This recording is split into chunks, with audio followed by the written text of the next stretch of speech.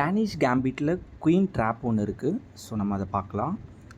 E4, E4க்கு E5, இதுக்கு D4, E into D4, C3, D into C3, Bishop C4,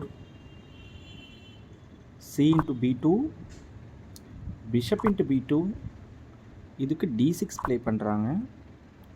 D6க்கு Knight F3, Knight F6, இதுக்கு double O cancel பண்ணிடுறாங்க. Knight B D7, E5 move பண்ணுறாங்க. Knight into E5, இதுக்கு Knight into E5, D into E5, Bishop into F7 செக்கு. இதில் king into F7 அடித்தா queen போயிடும். In case king E7 வச்சாங்கன்னா மறுபடியும் bishop A3 செக்கு. இதுக்கு கிங்கின்ட்டு அடித்து தான் ஆகணும் பிஷப்பை. ஸோ இப்போ குயின் இன்ட்டு